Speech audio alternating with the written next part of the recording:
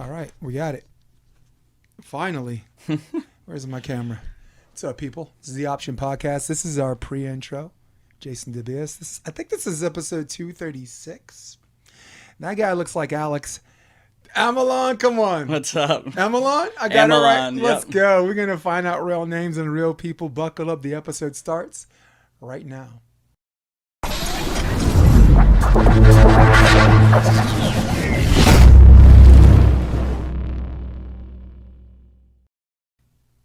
What's up, Al? What's up, Jason? This was a long time coming. I know, in studio, man. You know me. I like interesting people, and you're an interesting cat. So. Thank you. So I gotta fix my volume. Your volume's beautiful. Your shot's beautiful. Let's get a little split shot for now. Nice. We're both rocking the gray. You're rocking MB Sand. I'm rocking the Factory. This is the Option Podcast, people, and I think it's episode 236 as we go live. Let all my people know.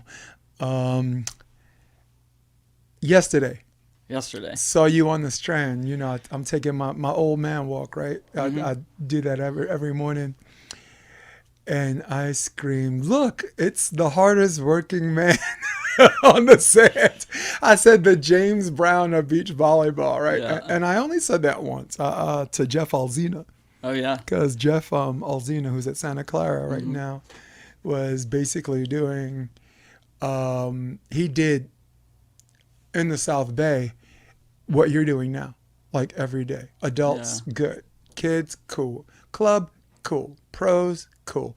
The guy would coach everybody on God's green earth, and it's kind of a likable guy, right? You ever met Jeff Alzina? I don't know.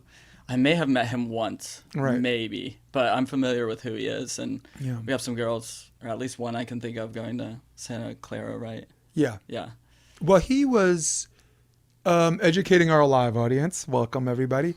He was an assistant at UCLA. He was Stein's assistant for that repeat championship, and Santa Clara is like home to him. Grew up or whatever, and this and that. So, as far as like getting a position that's recruitable and all that stuff, it was not what any coach would call a step up. Yeah. But sometimes home is home, and if you're a good coach, you're a good coach, right? So. True. And before that, he coached Stein Metzger in the Olympics. So there's the relation there too. But nice. Father was a basketball coach, so he's from this long lineage of coaches. But I see you out there, and we're gonna have some great conversations about coaching kids versus adults, and so you're out there in the morning. You're with MB Sand? Yeah. You're rocking with MB Sand? Yep, Cool. with MB Sand, and then everything else is self-directed. Yeah. How many days does MB Sand do it? Right now we are in our spring winter session, I guess you could call it, and we go 3 days a week. Right. So it's Monday, Tuesday, Friday. And then I have some adult privates that I do, and then a random group here and there. Your adults are dedicated, dude. Dude.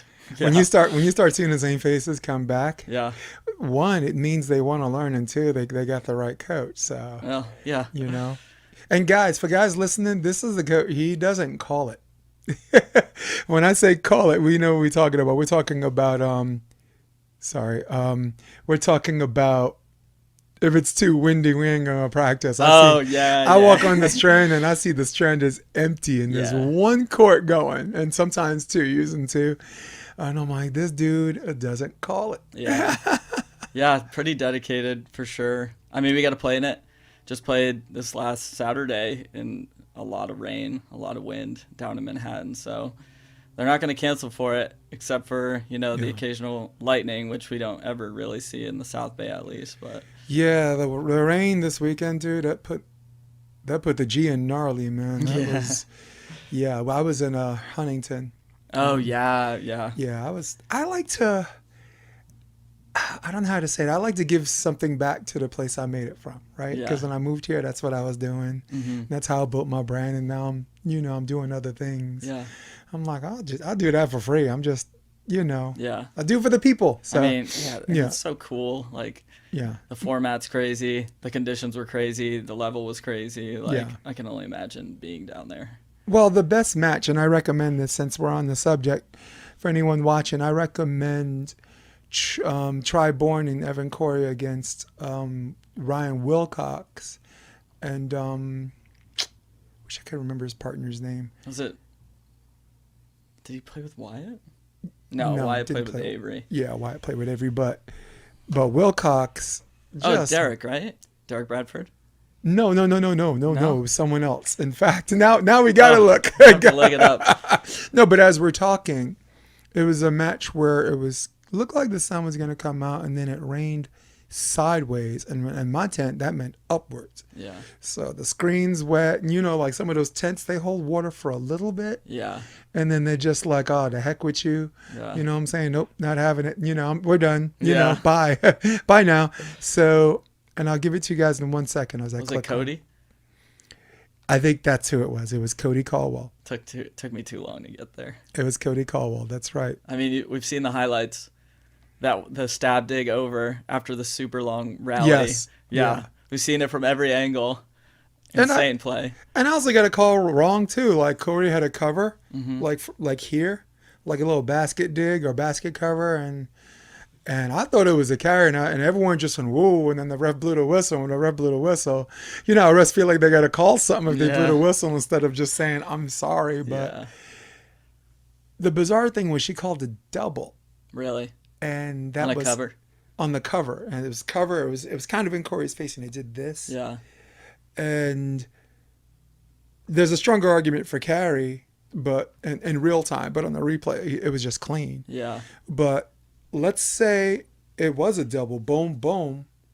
That's legal. Yeah, I mean, especially if it's just pure reaction. Yeah. Right? It doesn't even have to be hard driven because it's not fingertip. It's legal. Yeah. So, we can go over bust some of these myths too. But what was happening in Manhattan Beach? What was going on in Manhattan Beach? Just a men's open. I played in the men's open, CBVA. At the same time, I believe there was a women's open, a women's A, and maybe a men's B. Right. Wow. Busy day. I'm north of the pier, right? Or south of the pier? South of the pier. Who'd you play with? Hans Lauer. Oh. Okay. Yeah. Big, blonde. I like him. Yeah. He's like one of those guys that are like, he could be a James Bond villain, or he could be the next Thor, right? Yeah. True. He's got some range, right? Doesn't he? Yeah. Good for him. Yeah. I stare at you wherever you are because I'm jealous. Yeah. That's why I look at you all the time. But so let's talk about coaching adults. Sure. First of all, when I moved here, Martin Burek was the only one doing it. Mm-hmm. And you had Sigler do something on Tuesdays, but that wasn't like real coaching. No disrespect due, but Burek was the only one doing adults because educating our audience, the only thing the South Bay care about are kids and pros, right? Nobody gives a MF about adults. So what's some of your bigger challenges coaching adults from kids? Like, I'll give you an example. For me, when I was coaching adults, there are habits that they got better at doing what we might call the wrong way. Yeah. Right? And you as a coach, you have a decision to make on, you're like, do I break this down and tell them it's going to take some time? Or do we just say, okay, fine. To hell with it. It is what it is. Yeah. What are some of the challenges as far as contrast is concerned with kids? The first thing that comes to mind is definitely like fear of making a mistake and looking stupid. I think kids will embrace that a lot quicker. They might not even be aware of it yet, that like they might be doing something that they could feel makes them look stupid. Mm-hmm. Whereas adults, it's usually like the first hurdle I run into. So I'm always trying to like cultivate a culture of embracing like failure and making mistakes, because that's the quickest way we get over it. As soon as you let go, like then we can start getting to the root of things and we can really make serious progress and do some serious learning. So the kids are much more open to it, I think, at least with MB Sand. So like one thing that we also tell them from the get-go is like how necessary making mistakes is.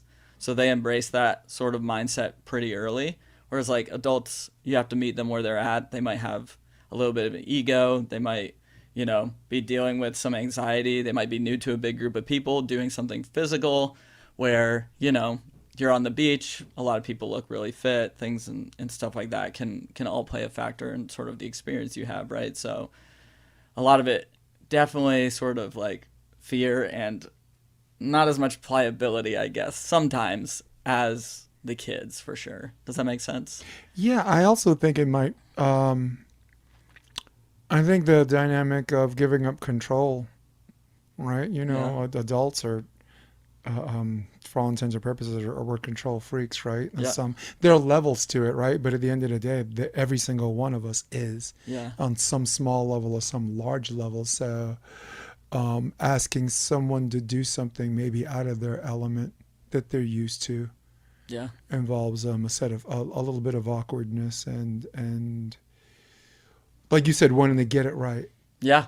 Yeah. Yeah, there's a lot of concern with the outcome of things almost instantaneously before you switch your mindset to like the process of things, right? Yeah, and I want to explore this a little more because we stumbled on something really cool here. Yeah. I think it also comes with a coaching approach, right? Like for me, coaching is like two styles of theater, right? And I've actually said this on previously. There's a style of theater where if you get up and move across the room, you need a reason to, right? That's Stanislavski and a little bit of Stanford Meisner. And then there's Michael Chekhov that says, just get up, go across the room. Yeah. Come back. You didn't feel anything? Do it again. Yeah. See how you feel about it, right? And through that process and preparation, your why and your motivation comes from a more organic place. And a lot of people believe that that's more sustainable, where the other one is sustainable, but it requires discipline and technique to allow yourself to do it the same way. Yeah. Where the audience watching you who are paying money, demands the same performance. Right. So some similarities, and I wanted to touch at theater. So I think for you, coaching adults, that approach, which what it sounds like to me, I don't mean to be labely, but like more Chekhovian, will be the challenge. Yeah. Because with kids, they're going to give up control because they recognize an authority. Yeah. Right? Yeah. I try, like, anyone at the adult level, absolutely, or anyone for that matter who has, taken instruction from me, especially in a group setting, like, I try to make it as clear as possible. Like, listen, like, I understand this is difficult. I also understand, like, in order to learn here, like, mistakes are inevitable. And sometimes, like for me, I'm all about overcorrecting. So let's say we're working on setting and it gets hung inside over and over again. I'm basically like, okay, like we need to set this way too far outside. Like, let's miss the other way. Yes. I'm giving you that permission because I want you to explore the range here. And if anyone has a problem with it, like I am more than happy to just remove that person from this situation, because I think we all need to, in group settings where we're learning, like we have to give each other the grace to be making mistakes, because oftentimes like that correction and like refinement is how we end up settling on like actually learning something, right? So I try to make it super clear, which is probably why like the people who like me, and I assume the people who don't like me, like definitely don't like me, because like I'm not for everyone. No one's for everyone. Yeah. But when I coach adults, I try to coach them on like a quasi-collegiate level, because those adults are young. So like John Mayer does at LMU. I don't mean to give away so many secrets here, but we got to share them. Yeah, but like preseason, he has something called focus practices. Yeah. So if there's we're doing a passing drill, he'll assign players a focus, right? Mm-hmm. Like your focus will be straight and simple, straight platform, simple pass. Your focus will be hold, right? A little exaggerated thing you do at the end, just leave your platform out there after you pass. Yeah. And yours is one move to the ball, right? Mm-hmm. And I can't emphasize enough that everyone at home, do not try this, because if you don't have the experience, you don't know what you're looking for, right? For example, one move to the ball, right? If you're a midline passer, in the classic sense of the definition, it requires two moves. Yeah, probably. Right? Yeah. No, in midline, they're right. In midline passing is going to require a minimum of two moves. Yeah. boom, then boom. Yeah. Where one move is here, right? So, holding, right? You assign someone hold. Maybe you trust them to hold at the end and then hit the rewind button and see how they got there. So if the pass is good or the pass is bad, you assess someone's skill set and their experience, and some of those things they self-correct. And now as a coach, being chatty less is more, which is my challenge. I like to talk all the time. Yeah. In fact, I didn't even let you say anything in this podcast yet. So I got a couple words in. No, but yeah, it's not like Biden trying hard to get a word in with this clown. I remember that debate a few years ago. Oh man, I was like, oh, he's alive. He woke up. Throwing darts though. Yeah. It was the Daggers. Only thing, it was the only thing I heard him saying that. Yeah. Hard to get a word in with this clown. Yeah. And that's his voice. But so I guess similar or in contrast to what I said, how much does that apply as far as just like navigating who's the one to give up control? And I think you were starting with that a little bit. Some people just drop on that drill and some people stay with it. Yeah. So, sorry, what do you mean exactly? So what was the question, right? So you were leading off like where there's a certain way you were trying to help people and some people they aren't. And if they can't, is it something where they just sit out that drill or you just... No. Nothing's ever really gotten that extreme. Like, I think one thing I do really well is like just kind of, I can read people, and I can kind of understand them. I can see them, I think. And so it's a lot of play, just like I'm sure it is like within the acting world. I took one improv class, so of course I'm an expert, right? But a lot of what I felt like I learned from that one class was like there's a play off of each other. Like when you're up there, if you're making moves, like the other person needs to feel that and kind of move off you. It's like dancing. It's like, team sports. It's like, it's everything, right? You kind of have to read and react to your environment based on what's happening. We call it moment to moment. Yeah. Right. So that's the approach that I try to take with everyone. And I'm not going to be forceful with anything that I try to get them to do, but I am going to try to find different ways to say it, either with like even the tone, how I show it, the words that I actually use. Like, because at the end of the day, anyone who comes to me for coaching is somebody who I want to help. Mm-hmm. I'm never in a position where it's like, oh, I'm not going to offer you this. It's like, no, like I want you to get better, especially if you're paying for it. You know what I mean? Like that's a huge thing is like when you come to me, I know your goal is to get better. And then that's my goal. And I'm going to do everything that I can to try to make that happen. Right. So nothing has ever gotten disastrous to the point where like they've sat out of drills or it's escalated or anything like that.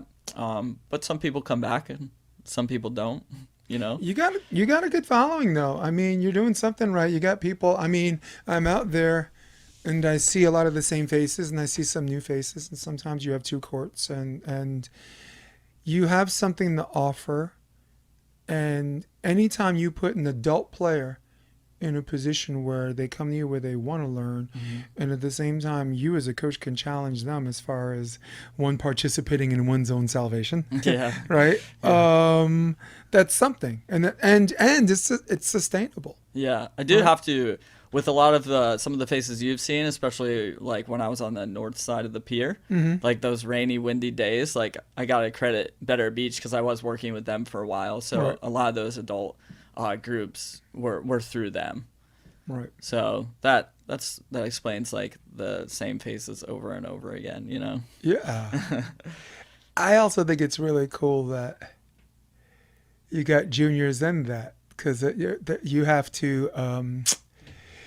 My friend Wendy Jones, I wanted her to listen to Dave Chappelle, The Closer, right? Now, Wendy is a mom. She doesn't listen to that language. So she told me when she listened to it, she said, I had to recalibrate. Yeah. Right? To recalibrate. Right? And when she did, she loved it and she thought he was an absolute genius, right? Yeah. And Wendy Jones, Optimist Journal, Be Better Media.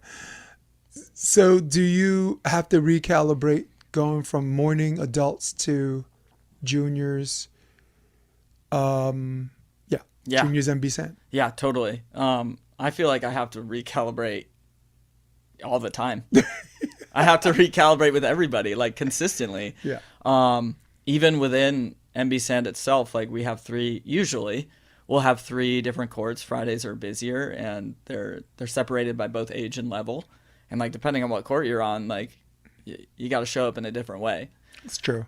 So yeah, constant recalibration. Yeah, because club is like that, right? I mean, you want to have like a weekly plan or a schedule, but club in the South Bay, you have a different crew, or this person that was there on Tuesday is not here today, right? I mean, like, hell, I'd love to have competition Friday with what we learned this week, but they you know, and something as big as MB saying, right? It's a revolving door for some kids, and some kids you'll see all the time. So that takes a skill, that takes work, and as far as them getting bang for their buck is concerned, right? Because you get any old body out there to coach them, right? And most of the bodies NBC has, they're not going to hurt anybody's game, but there are levels of how much they can help.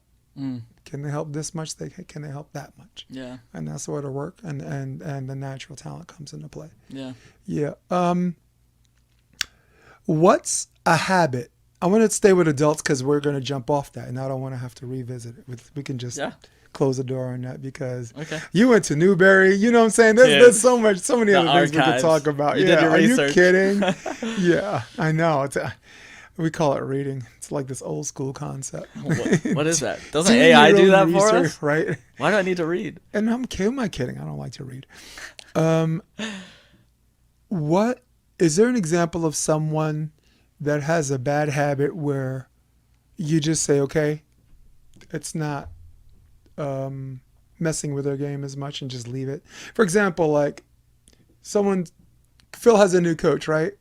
He ain't going to be like, you have a lefty approach, you need to change your steps, right? Yeah. So that is what it is. And not because Phil's a pro, but because muscle memory over the years, where the goofy foot would limit the range of some people, he's found a way to increase his range because it's all he knew. Yeah. Right? So is there certain things or certain ways that you see like adults do something where you're just like, they need to change that? Or you're just like, you know what? You're good at it. Forget about it. You know? Yeah. What level exactly are these adults? Are we talking about like the rec level people in these groups, or are we talking about pros? I'm talking about people who may have played some high school and a little bit of college, and they're still trying to stay in it, right? So if we had to label it, let's just call them A-level adults, right? Yeah. Because we can't call adults double A anymore because these freaking 14-year-olds are freaking housing them. Yeah. It's like, hi, Maggie, how you doing? I just got my butt handed to me by 2 14s. How are you? So, no, I probably would try to change whatever needed to be changed. And of course, like, you got to kind of prioritize. Like, I talk a lot about raising the floor. Right. So it's less about increasing the gap between your floor and your ceiling and more about like decreasing that gap. So what's the low hanging fruit essentially?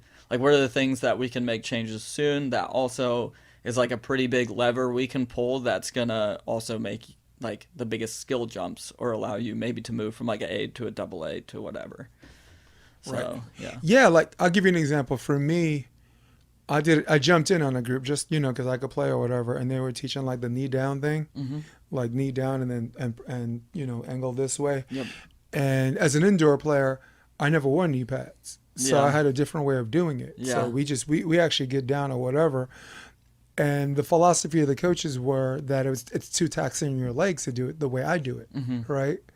But at the same time, as an adult, my argument was, if that's all I know, it's not taxing to me because, right? Like, if you're doing push-ups, right, and you're in better shape than me, and I can do 80 and you can do 50, you don't change the way you do push-ups because I've done it this certain way. Yeah. And it's all I know. Yeah. So it's not taxing to me to do 50. Yeah. Right? So that would be an example of something like if I'm trying to teach someone knee down, and if they're like this indoor player and they're there and it's not taxing their legs, that's something I'm gonna be like, all right, that's a skip. Yeah. As an adult, I'm not. Then it will either take too long to break down and build up, which might make them less productive. We don't know that. We as coaches, we like to think we know everything. I don't know that. Yeah. Right. Or she's holding, right? it's going to the target. She's checking all the boxes. How about you leave that alone? And when I say check all the boxes, can you, after you pass, can you see the blocker and dig? After you pass, is it optionable? Can they option it? After you pass, can the person use their hands, right? Mm-hmm. So, right, as long as they're checking all the boxes, who gives a crap? Yeah. Right? So, one thing that comes to mind when thinking that way is like, you have to have the goal in mind, right? Because changes or what you need to do rely a lot on your goal, right? We need like sort of a direction that we're going to be moving in order to either justify the change or the not change, right? So I would look at those things. And also like my baseline philosophy, which I took a lot of it from Scott Davenport because I spent a lot of time with him, was like the 3 pillars are like, can we be safe? Can we be effective? And can we be efficient? So it's sort of like holding the goal in mind, keeping those pillars in mind is what would go into my decision of, does this need to be changed or not, right? If you want to do max push-ups and you're hitting 80 and it's working for you and that's the goal, then we don't change it. But if there's another goal that has to do with like your muscles or how you actually move, then it might require a change. right. Does that make sense? Absolutely. Because efficiency, I don't know if there's a substitute word for this. I would say sustainability. Can you from an indoor perspective, you're teaching certain techniques as an outside hitter, and you're drilling these game situations, and they get constant reps where they don't think about it anymore. They do it, right? Yeah. Repeatability, right? Yes, repeatability. I mean, we both played indoor, and I don't mean to jump off this cliff, but What's indoor? how many? Yeah, no, but how many? I mean, you can translate to the beach, and I'll start with indoor, and you can give me an example for beach. Okay. But how many juniors games have I coached where it's like 24 up, and the kid just impulsively just hits hard as he can middle of the court to position 6, right? Not something that he's taught situationally. He's just hitting as hard as he can and begging for a touch from the ref. Yeah. It is so age old, and three things will happen, right? 1, it'll get blocked or touched. 2, it'll hit the tape, right? 3, if it gets past the defense, it goes straight to position 6. Or 4, as a caveat, it goes long, right? But the same way in that same situation. Yeah. Because that's all they identify with. And that's what I think you're talking about. If that's something that's not going to be not just efficient, but sustainable, or something that's second nature to them that needs to change if they want to win. Yeah. At some point, winning's got to come into play in all of this. So that's just an example for indoor. Yeah. Because I'm not, I don't know. I haven't trained a lot of players that have on the beach that have that default shot that doesn't work. I was very blessed to coach girls who were just boom, Yeah, totally. I don't know about default shots that don't work, but like the psychology of doing something comfortable in a tight situation, it applies to all levels. And yes. I've certainly, like, at least at the pro level, I've coached a couple teams in tournaments where, the game plan was like, let's stay on a certain player for X amount of time. And then when we get tight in the end of the game and we have to steal one, like, I feel like this is what we could expect from the other one who's kind of iced out and facing a high pressure situation. And this is what I've seen her do the most. I say her because I've only ever coached really in the box for women. But lo and behold, like, we drop a play, we get it, and they do that same thing, right? So the psychology of decision making, especially at certain times, is an interesting one. And are you doing it consciously or are you doing it subconsciously? Which I feel like is kind of the situation you just explained to me. Yeah, and that's the challenge, right? Yeah. And that's the challenge. And as coaches, you're like, this is a not in-game thing for me. This is not me sitting in the box in a tournament. This is something, if I actually had to say that in the box, and it's already too late. Yeah. Because I start talking more, right? And then now they got too much information, and now you got paralysis through analysis. I do think, Yeah, I do think, like, at the lower levels, like your B, A, AA, all those things, like, where you can make the biggest jumps right now is literally just like looking at how often you hit the same shot. Like, are you automatic? Because I've coached some privates with certain players at like around the A level, and I've just told them, like, listen, like most players just kind of like, it's muscle memory for them. They're not, some of them aren't thinking, some of them aren't looking, some of them aren't listening to the call. They're just doing the same thing over and over again. So like, can you prioritize that and forget about some of the other things and like see where it gets you? And like at that level, that's where the biggest jumps defensively and offensively are made. Like, can you make the right decision?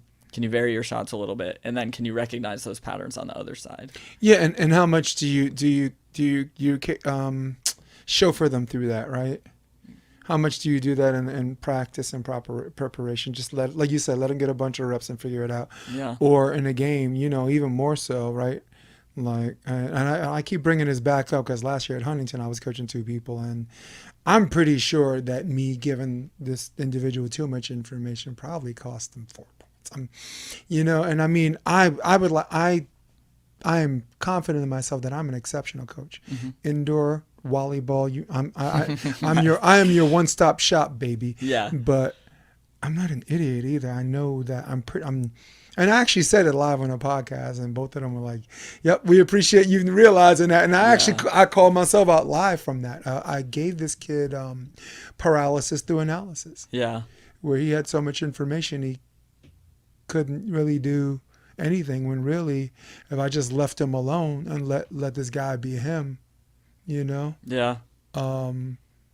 Yeah. Now, screw it. It was Zepper, great player, right? Yeah.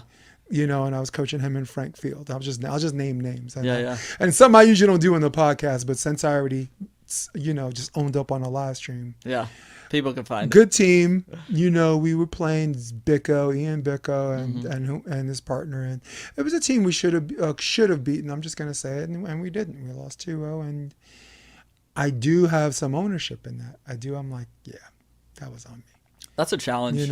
That's something that I mean, every coach has to deal with. It's like, how do these players receive information? Yeah. What kind of information can I give them? Because everything you said could have been exactly what it was. Correct. Right? It was. I'll go so far as to say it was 100% correct. Yeah, and maybe you could say that to, right. I don't know who it was, but maybe you say that to Frank, and he's like, yeah, that's it. And Frank you got say it to Zephyr, and he's like, yes, dude, I don't know what's going on. That's a great example, because they're both operate under different mechanics. Yeah. Yeah, like, all right, I'll name names. Another name, Jeff Samuels.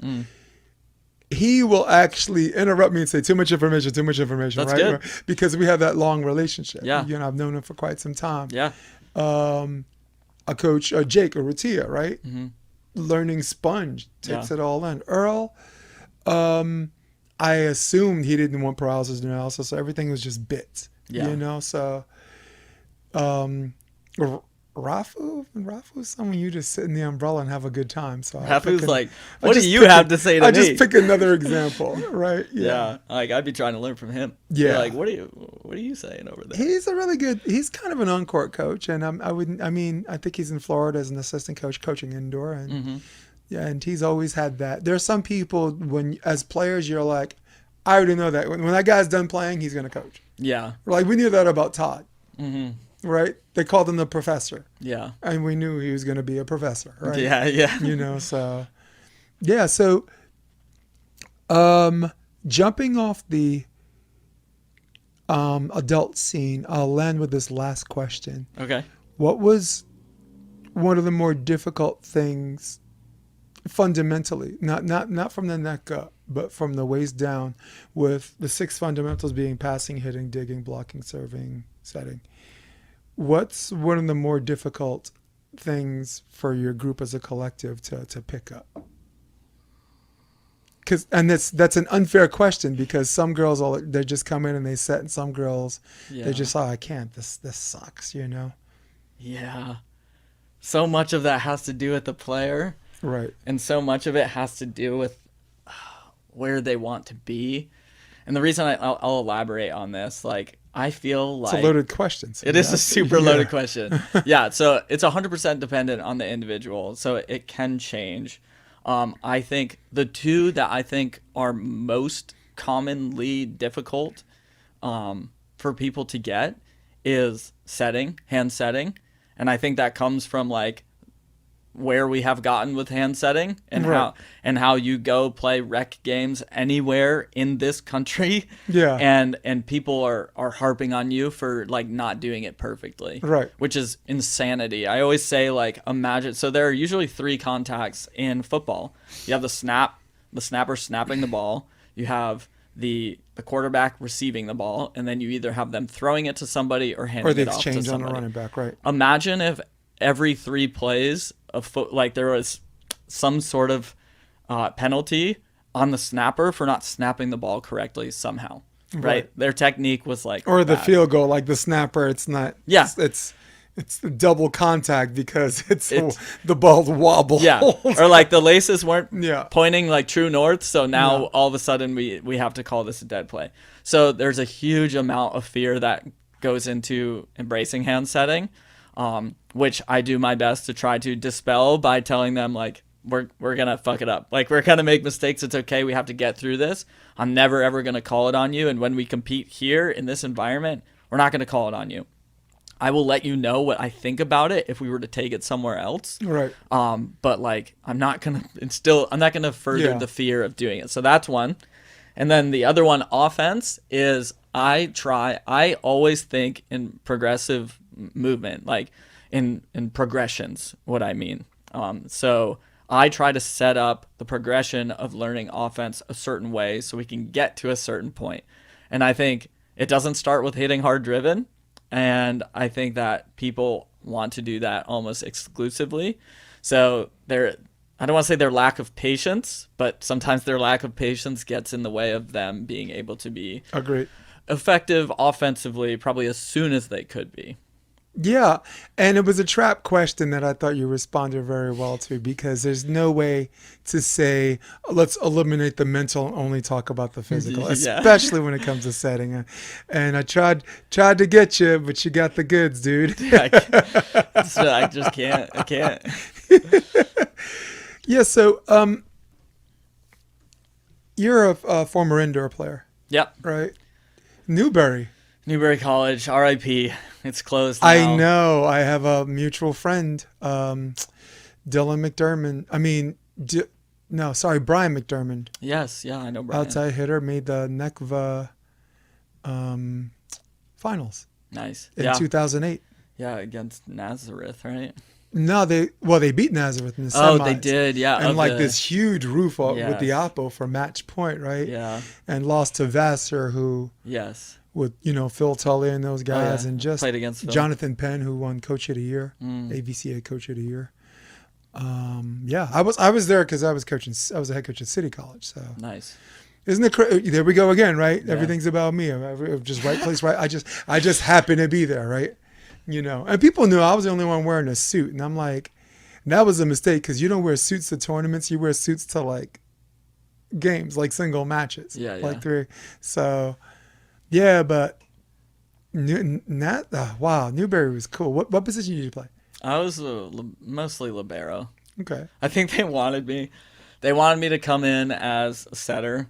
The hope was for me to come in as a setter because that's what I did in high school. But I went to school in Rhode Island, and Okay. the training there was not as good as Yeah. it was in other parts of the country. Ain't no Roger Williams anymore, right? Yeah. Yeah, they used to be good. Yeah, even J-Wo Johnson in Wales was good for a bit. At least on the at the D3 level, they had a couple good classes there. Yeah. But yeah, so Brian Every time actually. a D3 team could beat a D1 team is you don't think of that D3 stuff. Brian actually kind of recruited me there, to be he did? honest. Yeah. Yeah. Yeah, so I was signed up for Force tournament with some high school buddies. 2 of them dropped out, and the tournament director was like, "Hey, we have these 2 guys from Boston who are trying to come down and play. Like, we'll match you up, and you guys can play this Force tournament." And it happened to be Brian was one of them, and then my buddy Max was another one. And Brian was like, after playing, he's like, "Dude, you should come play." And I was like, well, I don't know. I thought my career in volleyball was over at that point. Yeah. And then once the wheels start turning for me, it's like, okay, how can we make this happen? And it happened. Played 4 years there. Yeah, it gets cool. What year did you graduate? 2013. Oh, 13. Yeah. That was a good team. The next, that following Wednesday, they beat Harvard 3-0. Baruch did? Yeah, and in Harvard, right? Yeah. Yeah. That was a politician. God. His last name was Santos because the outside hitter was also named Santos. So there was a politician running for a seat in Long Island. Is this the Pablo story? No, not Pablo. No, Pablo Oliveira is cool, man. That's my dude. Right. And Pablo actually transferred from Hunter. He was at Hunter for 1 year, and then him and Eric, the middle, transferred out when Justin left. They left with him, But no, there was a guy. I can't remember his first name, so we'll skip the first name until it pops in my old head. But he was on the news 3 years ago because he embellished his resume. He said he worked for Citicorp, right? Yeah. Turns out it was a lie. He said he was Jewish. Turns out he wasn't Jewish, right? But then the alarm bells for like all of the volleyball people. He was having a conversation with some big execs, and you could hear him. He said he got a an athletic scholarship at Baruch, right? And he said it was this great year, and they said they wiped the floor with Harvard and Yale. He just had this great time, and all of a sudden I'm like, I could do this two ways. The easy way is just to call Justin, and be like, who the F is this guy, right? Allison's husband. Because Justin was the coach before Allison. Justin left to go to Hunter, and Allison took over, and Justin came back. Yeah. And then Mike Salick became the assistant. They had a slew of good assistants. Yeah. I mean, really good assistants. But I was like, all right, my alarm bells are going off two ways. One, Division III, right? No, doesn't offer athletic scholarships, right? And the second one, Yale doesn't have an NCAA program for men. So I just called Justin. I'm like, did you hear about this guy? He's like, yeah, he was never on the team, and really? I'm just like, yeah. So I don't know. It made social media. We posted like the team picture with Pablo and De Jesus and like all those people. Yeah. Chevrolet, just like, can you find that guy? I can't remember his name. His last name is Santos. Really? Yes. So I met some dude at Barnacles literally like 2 weeks ago. His name's Manny. And he played volleyball at Baruch in like, I think 2017. Manny, you said? Manny. Yeah. Yeah. Does he look Philippine? Maybe. Like Latino? Yeah. He's like a private chef or something like that. So he told me the story of somebody who was running for some kind of office, but I think he said that this guy like stole like Pablo's identity or something like that. Yes. Or said he was him or something. Yes. So this has to be the same thing, right? Yes. Yeah. So. I'll do even worse. He stole someone's last name because Santos was on the team, but he put Pablo's picture. Yes. Okay. Yeah, that's what it was. Dude, like, how do you do that? And he goes on Fox and like Tulsi Gabbard, like he was supposed to go on Tucker Carlson, but Tulsi Gabbard was super subbing, so he's like, oh, thank God. Yeah. I'll have it easy because Tucker's not here, and Tulsi, it was like, have you no shame? Oh my God. My first question is, have you no shame? I'm just like, God, I wish I could play it. Maybe we could find it while we're talking. I don't even know how we got there, but. Newberry, Baruch. Yeah. UC Santa Cruz. Yeah, but great run by Newberry to the NECVA finals. Yeah, that was before. That was the year before me. Yeah, that was 08. That was in Ramapo was the host, and we played Vassar first round. Yeah. So honestly, me, like, everyone knew me, and they're like, and they knew I could coach, but they're like, how the hell did he get a team that has no business being there? Right? Business. We beat the right teams, Yeah. and City College was, CUNY is the worst conference in the NCAA. Yeah. Right? And you expect Hunter and you expect Baruch, but you don't expect no third team like City College. And so I got to NECVA twice. I got to NECVA with City Tech, which is even worse, and NECVA with City College. So, nice. So that's how I built my brand of doing more with less and always at the scene of the crime and always wore a suit. These guys dressed like from Pennsylvania. I'm like, wear a suit, man. So. Yeah. But yeah, I brought it up Newberry because I like you and I like Brian McDermott, and Brian McDermott's a little bit more no nonsense. You and I, we could chill or whatever, but he's on the podcast like 5 times about it. Yeah, I mean, I've seen it. Yeah. I've watched a good bit of some of those episodes. All right, since we're still on the fun tip, how does a guy from Rhode Island even play volleyball? How did that start? Dude, by being bad at everything else. That's how that Oh, started. come on. Yeah. There was a lot of swing and misses until I found something that I was like kind of good at. I think maybe. Yeah. I mean, I played everything. So the big ones out there or up there is like Little League, soccer, basketball. But I tried all of those. I played a little bit of hockey. I wish I could have stayed with hockey, but it was just too expensive for my family to do, which makes sense. Like every year you're paying all that gear, and for you to just grow out of it the next year is tough. But yeah, it's funny, man. Like I tried out for the basketball team in middle school, I think. Like didn't make it. Was kind of like really discouraged by it, so I didn't try out anymore. But I've always been super athletic and like pretty coordinated. And I just remember the volleyball signups were announced, and there was one guy, his name is Tim Bertram.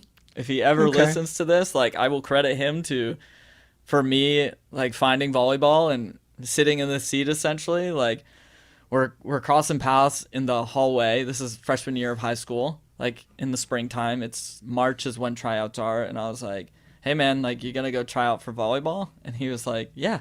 I was like, cool, I think I will too. But if he had said no, I probably would not have gone to the tryout. Oh, wow. Yeah. Jeez. Yeah. And that's how Alice got into this gangster sport. Dude, yeah. That's why I'm here. That's one of the big ones. Yeah. Yeah. I was the other way around. I was good at every sport. Really? And couldn't figure out why this thing that looked like it can come so easy to me.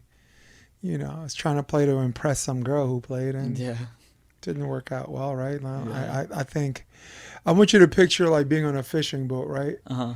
And you catch a big flounder, right? And you just put the flounder on the deck and watch him flop. Yeah. When I left the gym that day, that's how I felt. Really? I felt like everybody watching a fish Really? flop. Yeah. Just really. Like he can swim and he couldn't, you know. That's funny. Just imagine you go in the court like, this is easy. I didn't have respect for the sport. And then all of a sudden, like, nope, can't do that. It's a double. Yeah. Nope, can't do that. It's a net violation, right?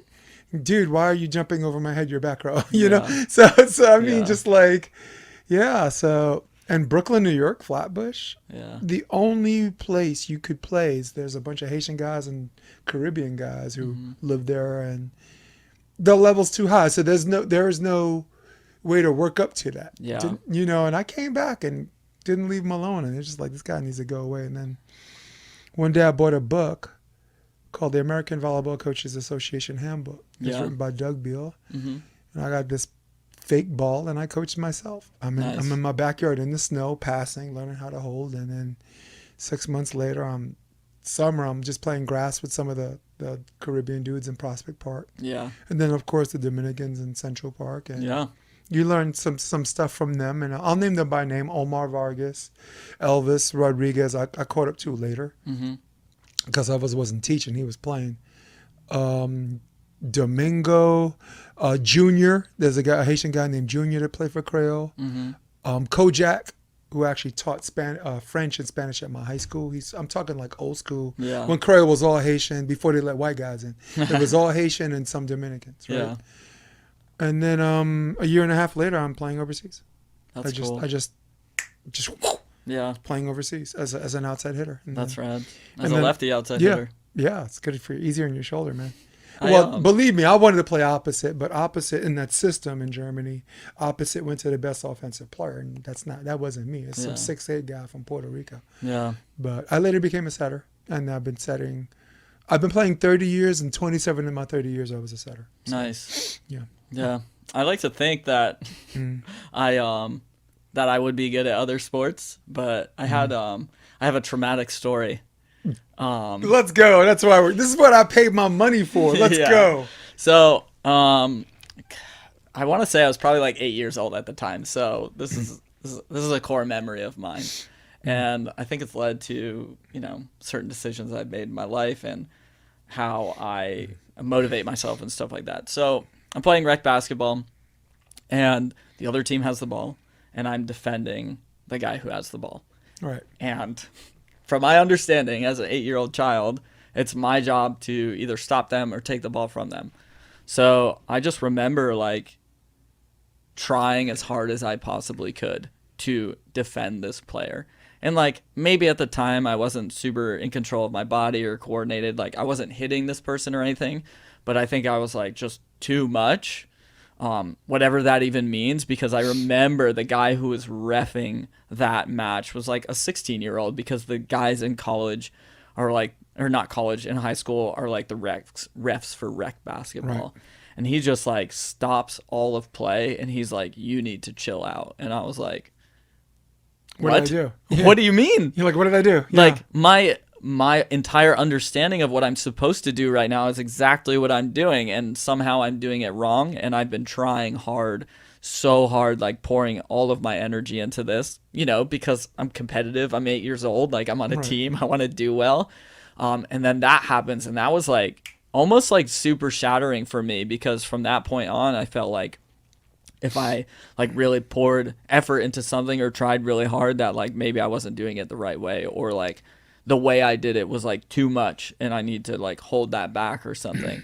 So that I think was a big factor in discouraging me from maybe pushing past early failures in other sports. Cause like I said, like the effort was totally there. The athleticism and the coordination was definitely there, but I just like kind of fizzled out until I found volleyball. And luckily, you know, shout out Tim for getting me to go to that tryout, because then I was able to like kind of find it again. But there are even times now where like maybe I'm afraid of like how I might come across like on the court, either from an effort or from, of course, because if it happened in your childhood, yeah, it pretty much shapes your character and your character armor around it, and some of your personality. Yeah, no doubt, no doubt. Like for me, like you know, I was bullied as a kid, so guess what? It's no surprise, and I'm not gonna like bullies, and it's no surprise I become this person that runs towards a problem instead of running away from it. Yeah, like Captain America. Like I don't know why I do it. It's just totally. It's like this animal impulse to just go that way. Yeah, I think one thing that I want to say just to the abyss here is like, if you find yourself as a coach or a ref or whatever it is in a similar situation and you see a kid acting a certain way, like make sure that you follow it up with a why. Yeah, no doubt. And maybe actually, like you're doing it right, but like it's just like maybe the safety was an issue or something. Like I don't know exactly what it was, but instead of just being like, don't fucking do what you're doing. Yeah, no doubt. Hold on, I got that clip. The thing is, Congressman-elect, integrity means, yes, carrying yourself with honor, but it means telling the truth, being a person of integrity. And George Santos. If I were one of those in New York's 3rd District right now that the election is over, and I'm finding out all of these lies that you've told, not just one little lie or one little embellishment, these are blatant lies. My question is, do you have no shame? Do you have no shame in the people who are now you are asking? Oh boy! I just wanted to get to that part. Do you have no shame? Wow. No, they figured because she's like left and she was on like Fox that there would be some whatever, and she was also subbing for their Space Ranger. Yeah. Tucker at the time. But so let's talk about level up moments. Was there a particular tournament or a game that made you think, I think I can do this for real? I mean, you came out here, right? Yeah. And you're pursuing coaching and playing full time or whatever, but something made you do that. And I'm just trying to cross-examine. Was it a gradual build-up where you're just like, I got to get the hell out of here and go? Yeah. Because that was mine. Or was there like this particular tournament or game or just match or even set where you're like, boom, level up? Yeah, that's a good question. I feel like I kind of have two answers to this. The short, I think it's gradual, but maybe all at once. For me, like in all honesty, like for a very, very long time, I have always felt like I'm meant for something. Like I'm meant for something great, something outside of like the normal structure of typical life, of like, go to college, get your job, work for, however many years, like the conventional path. I, from a very, very young age, have always felt like that just was not for me. And I've also felt like I needed somehow to make my life about the things that I loved and my passions. And those two things being volleyball and music. So I think from a young age, not super young, I don't want to say like, oh, when I was 8 years old, I was a savant at something, because that's not true. But maybe throughout high school, finding volleyball, finding being on a stage, whether that be via athletics or via playing music, like that felt like the place where I was supposed to be, where it's like, I feel like I have talent in those things. I also feel like I can perform, and I also feel like I can lead, not only by example or like be evidence for other people. That's one of my driving forces, is like, I want to try really hard to inspire and motivate other people, because being someone who doesn't look like they belong in the sport of beach volleyball, it just, lights a fire under my ass more to like try to like get more people who look like me, who are short or played D3 or whatever it is, to go for it. Because like, I just don't believe that most of the things people assume are like the hard truth of my situation or the situation of other people. Like Kristen Nuss, obviously a great example.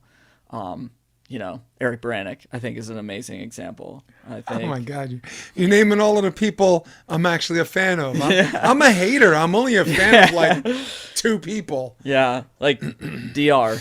Vandermeer, like guys like that. It's like, come on now, like this can be done. Let's stop asking people like your Hagans, who are smaller, like about their size. Like let's ask about what gets them there. Yeah. So, kind of trying to backtrack, like what moments do I know like this was my thing? It was like this obsession to avoid working and to pursue things that I loved, and also like a couple people along my journey actually recognizing me and like almost like, I don't want to say planting the idea in my head, because Dude, what was that? Sorry.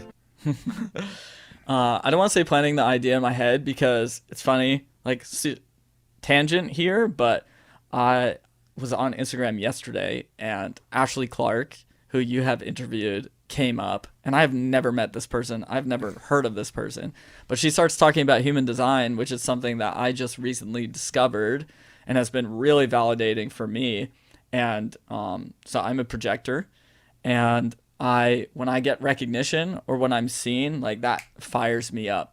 So I remember very distinctly, like I went to a Rhode Island College volleyball camp. Didn't know it, but it was pretty much a girls' camp. So I'm there, like, I'm just playing volleyball because I love it. I'm there every day. Like a good friend of mine was the one who was like, hey, you should come to this. Maybe was interested in this person, maybe wasn't. Story for another podcast. But that's what I was thinking. You old dog. So I'm going, and I'm one of the only dudes there. It's like on women's nets. But the first year that I do it, the guy who runs it, who I think is the coach for Rick at the time, he looks at me, and I remember exactly. He was like, so where are you playing college volleyball? And I was like, what do you mean? Like, this is not a thought of mine. Like, no. I didn't think that I could go anywhere with this. And then I started thinking, like, shit, like, maybe I'm okay at it. You know what I mean? And there have been moments like that, sort of like throughout my career, where somebody finally sees me and they see the effort I put in and the talent that I have. And then it's like, yes, we're doing the right thing. We're doing the right thing. Now I'm like so fired up, because that just gives me so much energy, So it's funny who it comes from, because it hasn't been for me the people who I would expect it to come from. It's always been from just like the most random people. And then all of a sudden it's like, whoa, okay, yeah, all this stuff that I've been doing, all this stuff I've been feeling, like somebody actually is seeing it. So it hasn't been like a tournament or anything having to do with on-court stuff, really. It's mostly been the off-court, like random encounters that have pushed me here. And then like choosing volleyball, there was a juncture or like an intersection of my life at one point where I had quit volleyball and I was pursuing music full time. And I was like, all right, I'm done with this shit. I'm going to find a way to be a famous musician. Like, this is what I'm going to do, because like when I get my mind fixated on these things, it's the only option. What instruments did you play? Drums. Okay. So, I mean, I grew up playing everything, but I really found myself pulled to the drums. I was in a punk band, pop punk, ska, like all were very creative mashup of ideas with my two brothers. And we went really strong from like 2009 to 2013, actually the time, or maybe 2008 to 2013, the time I was also at Newbury. We released like a full-length album. We did like mini tours in like the Northeast and like played a bunch of shows, and like we were good. We were really good, and it was just so much fun. So I was like, this is me being on stage, doing something that feels really big, something that I can, you know, inspire and motivate people with, and just do something I love. Consistent with your projector. Yeah. So quit volleyball. Right after we released this 21 or 22 song album that we fully did ourselves, like we kickstarted for it, we paid for it, we did all the recording with a guy we found in Attleboro, Massachusetts, Jay DeLuca, one of the coolest guys I've ever met. And I was like, let's do it, guys, let's do it. And it seemed like they were all in. And then me, being someone who lacks patience, I think, was feeling like we weren't making the progress. At the time, the relationships that they were in, I honestly feel like were maybe kind of holding back what we could be doing. And so then I found myself in a place where I was like, okay, I'm not even playing volleyball anymore. And the thing that I sacrificed it for, isn't even happening as much as I would like. So like, what the fuck? It's time to go play pro, because I want to be on stage. These are the things I want to do. So then I decided, I was like, I'm not going to try to push to play overseas, because I was in a very serious relationship and I didn't want to move it abroad. It it would have been automatic. Like, I don't know, I still have to make it happen. Been there. So then I was like, what's the next best thing? I guess I'll try this beach volleyball thing. And ended up hearing from a friend of mine who I played in the Netherlands with, actually Ty Coots. I think he's probably been on this podcast before. Ty Coots. Ty's the man. Like, talk about a Motherlode great champ, 50th anniversary. Yeah. With Gage Basie. That's awesome. Yeah. Like, amazing human. How cool is that, right? Yeah. So I was telling him, like, yo, I've seen you've been training with Skylar and stuff at the time. This was like back in 2017. Like, how do I do this? Like, what am I supposed to do? And he's like, well, where are you moving? I was like, California. And he's like, stood for each other's wedding. Really? Yeah, those two. That's cool. They stood for each other at each other's wedding. That's rad. Yeah, so I go ahead. So he was like, well, you got to go to Hermosa. And I remember I'm sitting in the gym, Next Level Fitness in Johnston, Rhode Island. And I'm looking at my phone. And I was like, okay, Hermosa's the spot. And then tell my girlfriend at the time, she's fully on board. We don't have a place to live, but we leave on Saturday. We pack up a little Corolla with all our stuff as much as we can. Like, I've been looking at places at my desk job that I hate, and nothing really hit until the Tuesday. We're like probably past Tennessee or something at this point, and I find something on Craigslist, and we call them up, see it when we get here, and it's the place we end up living in. So yeah, that's kind of a long story. No, it's an interesting story. In fact, it's such an interesting story. I think I just want to get rid of the first part about adults.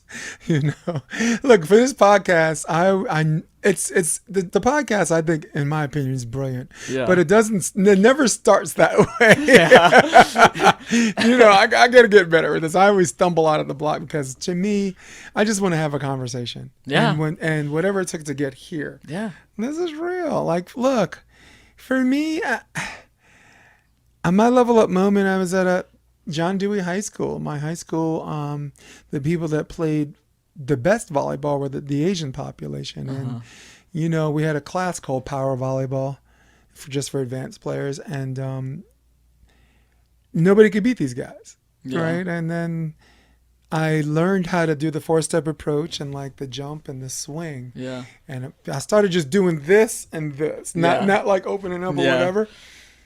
And we get into this last game, and I get set 9 straight times. Yeah. And I get 9 kills, clean, not Nice. blocked, not dug, but by a hellified defensive team. Yeah. And everyone, this is hilarious. Everyone in the gym is chanting USA.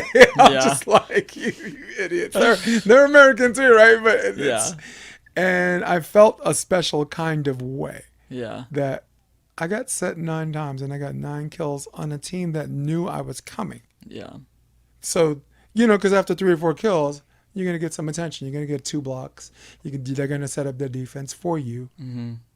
So when you do that against a team that knows you're coming, you feel like Jordan. Yeah. You feel like the guy who everyone knows is going to get the last shot. Yeah. And you still get the last shot. Yeah.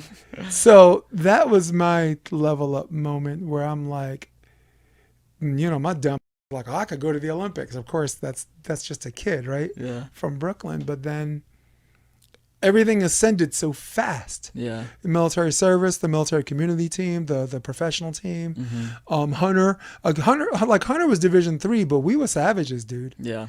You don't get invited to EIV. No, D3 teams don't get invited to EIVA for A flight or B flight, right? It doesn't happen. So, but you know what? To their credit, we did have Justin, who, by the way, played middle. Mm-hmm. Greg Romulus, this Haitian player that was part of this family. His brother Rudy played for NJIT. Mm-hmm. He was the runt of the litter because he didn't have like their vertical jump. Yeah. He wasn't like dynamic but what he did was win game.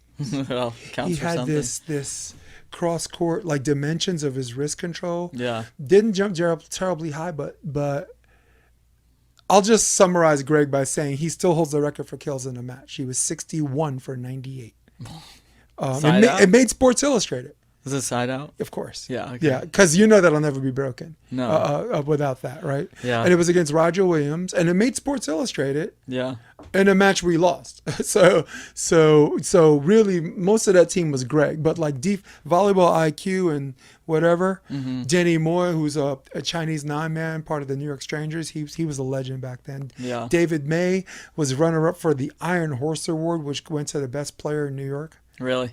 He lost to Mike Salick, who was an assistant at Baruch. So see how these 6 degrees of separation or whatever. So, but the beach thing, no, the beach. I wasn't a beach player. I wasn't interested in the beach. I mean, the beaches out on the East Coast are garbage anyway. Yeah. Atlantic City, right? If your first visit to the beach is Atlantic City or Coney Island, you're probably not gonna like the beach. If your first visit to the beach is Hermosa Beach, you're probably gonna like the beach, True. right? Yeah. And now you can't get me. We're going to the beach after this, right? Yeah. So right now you can't keep us off the beach. Yeah. So, beach volleyball, I play plenty of 4s, like Lake George, whatever, and because 4s is a mixture of good indoor and outdoor players. You're not going to win a 4s tournament without a good middle anyway, or a good setter. True. So I was a setter. So I made my money with that. Indoor, I trained with Bameso, but never went to nationals with them. Mm-hmm. They won twice. Trained with Poland, but I never went to nationals with them. Yeah. They won in '96. And I was just this kid from Flatbush Avenue that I couldn't afford it. Like everybody else could afford it. I couldn't afford to go to tournaments. I never went to tournaments, you know. And Central Park, there was probably a resentment for me that we're beating guys who were going to tournaments, and I didn't care about it, right? But now I care about it because that was my escapism. Mm-hmm. But when your escapism becomes your career, now you're locked in. Like you were doing music and volleyball, right? Yeah. But at some point, one feels more like an escapism from the other, so to allow you to function, do the other job like a mammal. Yeah. Right? Now, I don't know if that was music or volleyball music to you, but when you make the decision, a led decision, which is what I did with theater. So you're telling your story. I'm thinking about me doing theater performance and coaching. Yeah. When I made a decision to coach, guess what? Here we are. Yeah. Sitting here talking shit. Yeah. On this podcast. Yeah. I did play in one Open. I played in Manhattan Beach Open. Yeah, I've seen the with photo. Tyler Lucas and because I didn't want people to give me no speech about you never played or that Gladiators in the Arena thing when Who cares? I've been a savage for 2 decades. Yeah. Right? Like it not like somebody on my side of the net, they called it Jason Island. Yeah. Yeah, one on in system. My team was like, that's Jason by himself. Yeah. Cool. Yeah. Give that guy 10 swings. He's going to get 3 kills. He's going to make 3 errors, and we're digging the rest. The guy's hitting 0. Yeah. Okay. Kills minus errors divided by attempts. Most of the guys, they're hitting 0. So that was me. That was my reputation. Yeah. 6'1", 6'8" wingspan, left-handed, Yeah. right? So Dude, it's funny. Like, just think about how many players who are so good who just like stop playing or don't play. yeah. Like, come on now. Especially Manhattan, you see some of these kids like the guys who come to my mind, who I think are just like dogs, are Jack Walmer and Sebastian Rodriguez. So Sebastian. yeah, so I met those guys playing with them on Team Good Stuff, and like they don't really play much sand. Like they'll play some, but of course they're insane players. And then they come out to Manhattan, they make the final round, and it's like, can the ego of the beach players losing to them, like, can they handle it? Right. It's like, dude, there's just so many good players everywhere. Some of them choose to do it. Some of them choose not to do it, you know? Yeah. But definitely, like Central Park, they have their own site or whatever. Mm-hmm. And there's like this big picture of people like. Really? Like They have a website? Justin moved from New York.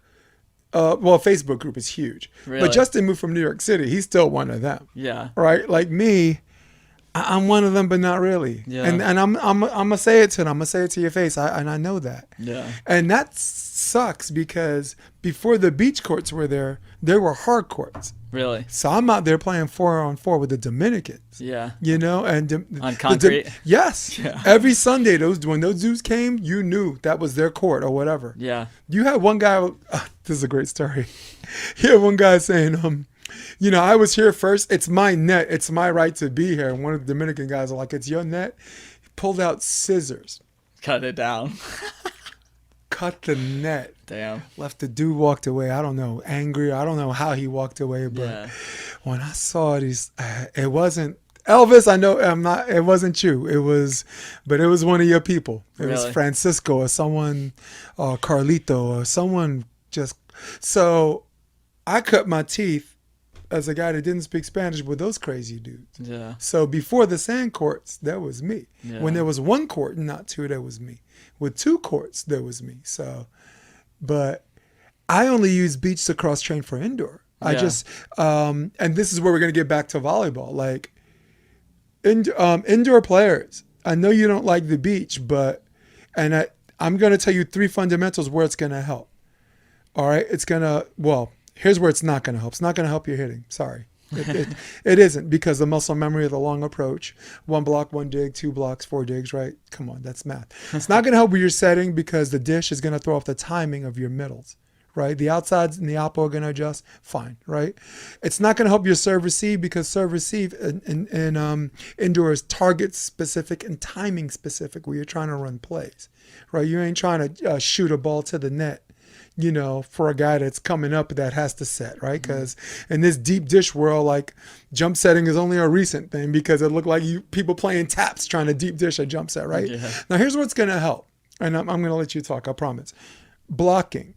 You're a solo block, you're more aggressive, your hand dies better, and you're more aggressive at the net. Digging. You're the only person back there, if assuming you're running a block.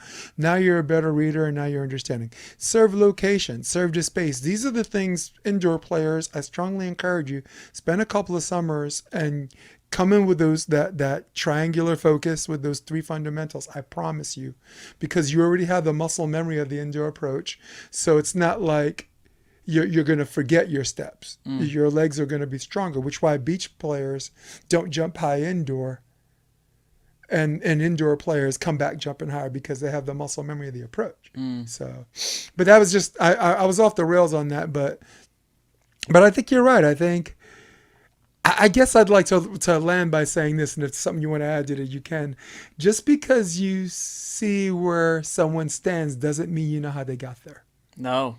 I just want to say that you just don't know who you're talking to. Yeah. You just don't, like I've been trying to have you on the podcast for a long time because you're just this interesting guy. Thank you. know, I like interesting people. I Yeah. don't, this isn't one of those podcasts. It's like, but what is he? Did he win a gold series? No. Yeah. There are plenty of people that won a gold series. I would not. I don't. They're just not interesting people to me. Yeah. Winning doesn't make you an interesting person. How you carry yourself makes you an interesting. To me, just me. Yeah. Other people winning, fine, follow them. Mm-hmm. But no, this is awesome. I do want to add to that thing, like, you said just because you see where they're standing, it doesn't mean you know how they got there. I think the other part of that is like, just because you see that they're standing right there right now, like that doesn't even mean that that's where they actually are. And what I mean by that is like, the specific situation I have in my head is like, there are some players who I talk to quite a bit who are just good friends of mine, and they are very well prepared and intentional individuals. And they'll come into practices with very specific focuses, and they will do those in any given situations. And then you have some people on the outside of those, either they're playing with them, they're playing against them, or they're observing them, and they're like, why is this guy doing this? Why is he doing this? When they have no context in the thought process within that player's head. So sometimes, like, I've done this before, where it's like, yeah, I'm going to be stubborn about some stuff on the court because, like, I'm trying to get better in a competitive situation a competitive situation with this skill. But is that, like, where I'm at all the time? No. So. Well, I will say this. There's two ways to ask, why is he doing this, right? Mm-hmm. There's, why is he doing this? But why are you doing this? They're asking in a dismissive tone where their question's already a calls for conclusion, and doesn't matter what answer, they don't care because they think it's wrong. Yeah. Okay. And then you have the real coaches. They're just inherently curious. Yeah. Why? I walk by you and guys all the time, and I'm like, okay, what are you doing? Yeah. And my New York accent suggests you don't know what you're doing, but and my New York accent and how I really feel are two different things. Yeah. Like this is interesting, and it's like you said, they just don't know. Yeah. And the ones who are actually coaches are the ones that are curious. Yeah.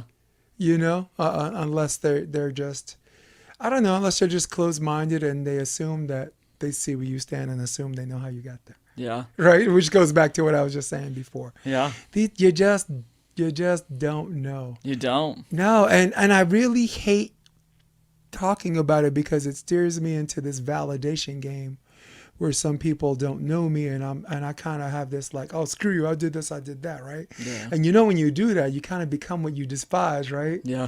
And you feel like it's super necessary, but at the same time, you leave with this bad taste in your mouth, like I had to do that, know? And now it's worse because now who's going to want to work with that? Yeah. Right? You do that publicly. Who's going to work? Now the stigma is attached to that. Yeah. And you got baited in by some bag that most likely had it coming. Yeah. I'll say this to the camera, bag. So it's a hard. That was my biggest challenge when I came here. But I don't know. When you have a good wife like mine, you got a good support group. Like and you're already comfortable in your own skin. The combination of those things. Yeah. Just say, hey, I'm here. And I have a success that kind of speaks for itself, right? Mm-hmm. Like. This Dane came in this thing. Dane Blanton was like, this thing looks like a museum. Yeah. And he wasn't talking about the volleyball part. He was talking about like the other, Yeah. Like the military service. Like those are the awards I won. I'm an expert. That's my professional championship. That's this is my degree, right? Theater. Yeah. That's an award for 15 years of service at Weill Cornell, the field of cardiology. So, Wow. So it's more interesting to ask out of curiosity instead of to ask in this unfounded call for conclusion. Yeah. Where even if you got the answer, they ain't gonna listen, and that's I guess that's the challenge of the South Bay, right? Yeah. I think it's easier with coaches. I think it's harder with partners. Yeah. That is 100%. That is so difficult because And how many people are that happening to right now? Who knows? Like Rob McLean should be playing with Ali Son right now. No, Rob should be playing with me. So Rob should play. Well, Rob's, Just kidding. No, because Rob's a hybrid, right? And I'm sure some tournaments that when he's trained with you, he's had the full-time block, right? Yeah. Oh, yeah. Everyone has block when Yeah. they play with me. Yeah. Right. Yeah. Well, I moved out here and I thought I was a really good indoor block, and you move out here and you can't. I can't block nobody. I'm like, okay. Yep. Yep. I'm not that anymore, right? Because East Coast, you play a little grass, you can, and if you got a good jump and you got a good press, and if you're a proud indoor blocker, you could do that. And some of the lower level beach tournaments, you could carry that. But, I don't have a training group. I'm a tweener. I'm 54. I'm better than everybody my age, but I'm not going to beat Earl Jake or Jeff Samuels. I'm a tweener. So I'm kidding, Rob. Yeah. Do what's best for you. No, Rob will play with, and Rob played with John McNally. I saw a video of him playing with John McNally. You can play with John, he can play with you. Stop that. Rob will play with anybody because Rob needed to work on himself for a few months, and now you'll see him out there more. Yeah, but I mean, with Rob Rob, you are an example of someone. I just want to see you with a partner that's compatible and also competitive. Like I think Allison and McLean are perfect. That's a perfect team of mixture defense, touch, block, not too emotionally high, not too emotionally low, balance. Yeah. That is a dangerous team that will never happen because of the dynamic. Right? Yeah. I think what I'm trying to say is that once you realize certain things don't define who you are as a collective whole, there's a liberating freedom that emotes from you that makes people want to work with you. Yeah. When you and I'll land with this because again, I'm talking too much. Dominic Cruz, UFC fighter, right? Was the champ, 135. Got injured, had to give up his belt. Tried to came back and got injured again. He had this desperation to get back to the title. Yeah. And he said the most liberating feeling in the world was him saying, the title doesn't define who I am. Yeah. And when that happened, he came back and he won. Yeah. And this is the advice I can give to you and the advice I can give to everybody as an older person, not as someone who knows more. I don't know more than you. Right now, you got more time on the sand than me. Just the last 6 months and probably my whole time here. It's different. Right? Yeah, because you're James Brown in that. You're everywhere all the time. So the advice I can give is it defines you some.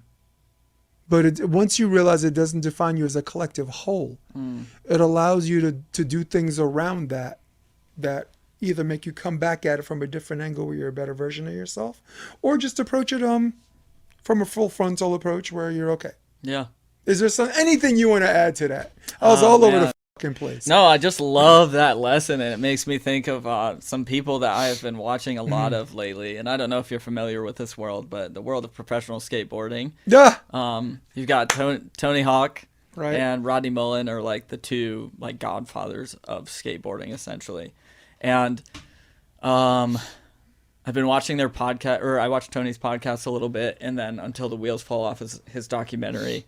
And they talk so strongly about how they hated skate competitions because they knew that they could win trophies, but it was so restrictive on their ability to enjoy skating and essentially to express themselves through skating because there was no risk taking or creativity or anything like that. And when they were like the trophies or the medals or whatever it is, it's when they made the biggest leaps in their own personal journeys as skateboarders because it allowed for mistakes, it allowed for creativity, and for just Rodney Mullen says it as doing for the sake of doing. Like that dude, even if you're not into skateboarding, you need to watch See a that Rodney documentary, Mullen. and for sure, see Till the Wheels Fall Off. Yeah, that's a good one. That is a really good one because I'm not even a skating, and I saw bits of that because Justin was a skateboard punk before he became a coach. Yeah, nice. And a tagger, doing layups. yeah. So we're juvenile in any way. Justin and I didn't grow up together, but we had the same path of doing dumb shit, Yeah. you know? I mean, most of us do. Yeah.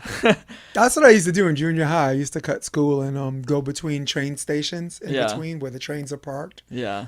do layups, tag my name, and then next thing you know, you with some guys that are actually doing like murals instead Yeah. of just like tagging stuff, doing murals. And yeah, that was the only juvenile thing I did. I used to, we call them layups. We used Yeah. to do layups, you know? Nice. So yeah, but I'm glad you said that, because what Tony Hawk did was they put him in a position where meritocracy didn't prevail, and he created his own avenue where meritocracy could, right? If you and I are running stairs, right? And if you run 66 stairs and I run 44, meritocracy wins. It's you and I, it's the same set of stairs, and you just did more than me. So running the stairs is a meritocracy, but getting in the building to run the stairs, is that a meritocracy? No, that's who they choose to let in the building to run the stairs. I'm not talking about outdoor stairs. Let's say we're running stairs in a building, right? Yeah. Getting in the building is not a meritocracy, right? Sometimes partnerships, that's not a meritocracy, because you're always set up at the 150 meter line for the 100-meter dash, right? But at least in some sense, there's that, right? There's some where it's unfair, but you got to work harder to get you where you got to go, and then maybe the right opportunity, right partnership, and momentum takes off, right? Yeah. I mean, I'm almost jealous in that way. I wish I could. I wish I could play. Like, the only difference between me and Travis Merriweather is Travis is young enough to play. Travis, do you want to talk about meritocracy? Played with everybody, like the last few years, and had good partners, There's no meritocracy for color commentators, right? I think I need a definition of this word. Meritocracy means you're being judged on the merit and the hard work and performance, and the production is the result of that hard work. Okay. Right? Okay. So, and again, let's revisit the stair climbing running competition inside the building, the 50-story building. You win. It's a meritocracy. Yeah. And people will judge you on those merits because you were there under this playing field, or relative playing field. In this case, even playing field. Yeah. That's meritocracy. These guys winning these tournaments over the weekend. That's their meritocracy. They have a ground that's relatively fair, but at least the same conditions.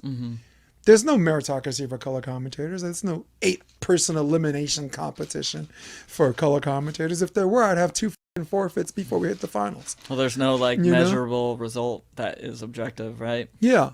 I mean, coaching in many ways is too, right? Like, look, they can give you the job at USC, right? And you can coach against John Mayer, right? Now, whoever wins, that's a meritocracy, but is the coaching opportunity a meritocracy? No. Yeah. No, it ain't. Just say it with me, right? Some things are fair. Yeah. Some things are not. No. And the only thing I could say, consistent with you being a drummer, an artist, and me being a former theater performer, is be prepared for luck. Yeah. If you're lucky enough to be in an opposition, do you have a Shakespeare accent? Boom, show it to me. Boom, right? Do you know how to do drums? Play it. So very much, I always compare volleyball to theater in that sense, but be prepared for luck. Yeah. If opportunity meets preparation, that's what luck is. Yeah. Yeah. And actually, on the court, luck will be the residue of design. Right? You hit a ball, hits the tape, goes over. People call you lucky, but you still got to make that serve. Yeah. Right? Because that serve can not even clear the tape if you're not prepared, right? So luck is the residue of design. Yeah. It might even manifest in who you get the opportunity to play with. Jeez. Right? Yeah, and that's what I meant. There's some meritocracy, and the rest you really just gotta keep it about the work. And when you keep it about the work, and if you are what you think you are, the work will become attractive and people will come to you. Yeah. So she gives me a group called the Knuckleheads. So the Knuckleheads are 17s and 16s who are already committed. Yeah. Right? And so they kind of think they got it all figured out. So the respect factor with some of the coaches, particularly the younger coaches, they struggle with. Like Miles Evans, they wouldn't listen to him. Really? Andrew Dentler, they just had a hard time with all these coaches. With Oz, Borges being the only one where they had a healthy fear of. Okay. So that's when I joined. Those are the coaches. So my first day on the job, I do a passing drill, basically. Come in, it's 8 people, but come in 2 at a time. This side hits line. they can stay on the ground as a warm up. This side hits cross. Yeah. So that's what we were doing. So when we shag, you'll love this. When we shag, like I told them to shag the balls. There's a girl named I'll just call her Georgia, right? She's walking, right? Mm-hmm. And I'm New York straight. I was coming on time or whatever. So I'm like, Georgia, you walking in my practice? Yeah. So she looks at me like, and keeps walking. Oh boy. So I go, I'm gonna look at the camera.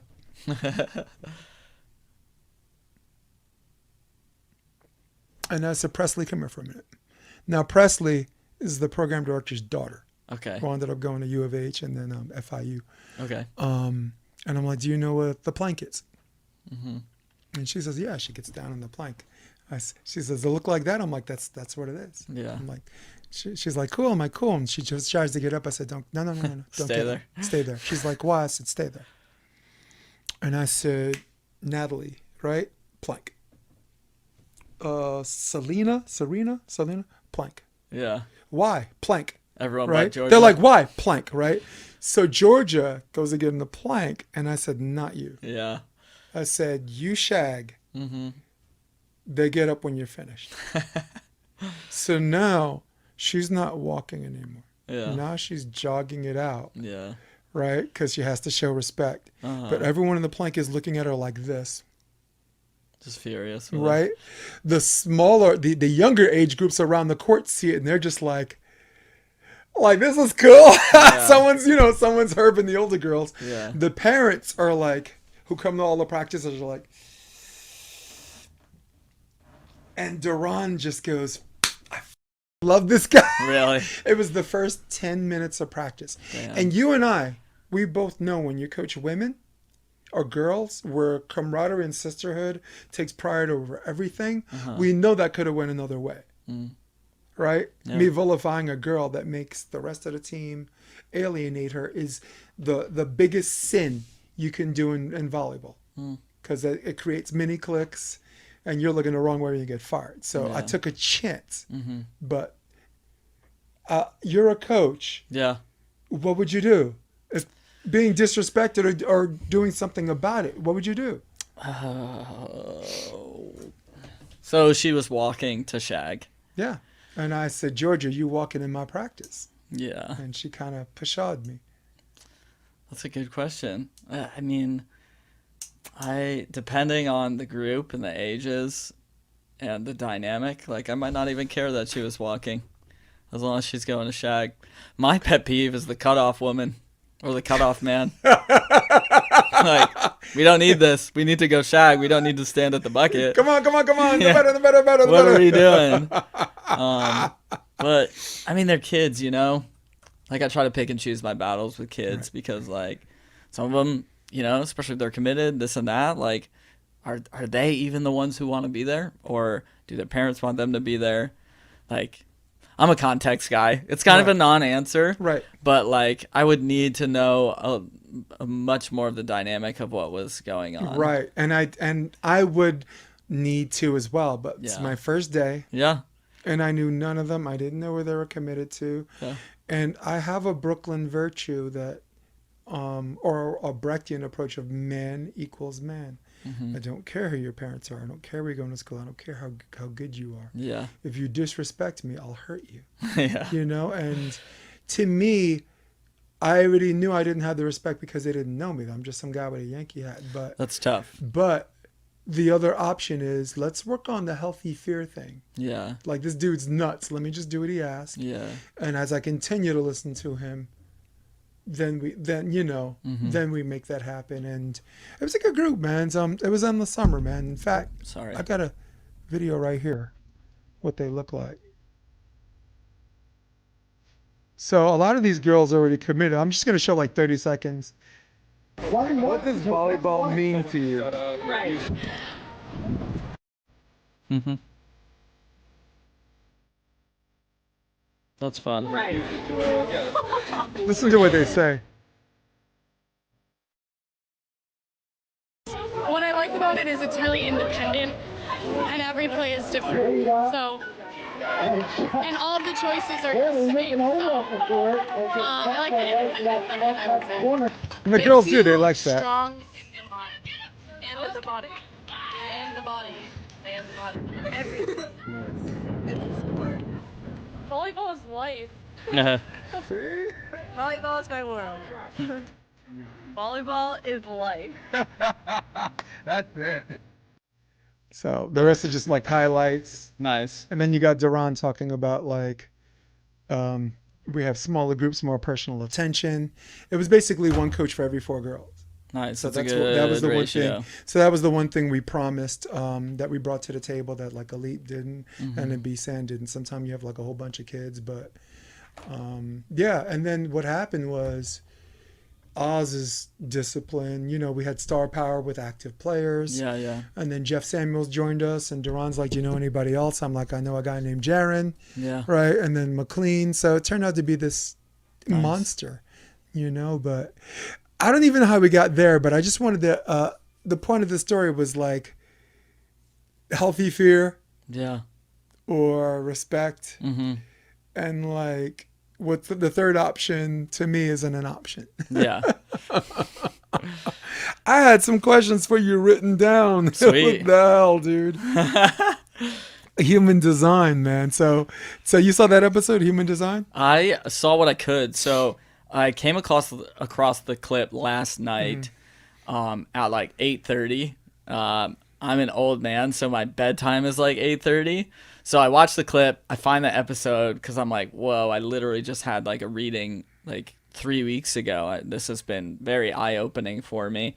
So I find the episode. It's like 2 hours and 22 minutes long or something. I'm like, I can't stay up until 11 watching this. So I scrubbed through to like the part where she starts talking about it. And I actually messaged her on Instagram and I was like, hey, like, you're a projector, I'm a projector. Like, something I feel like I've understood, it's like good for us to know each other because like with projectors, as you I'm sure know, like we see people, Right. and it's really important for us that we are seen.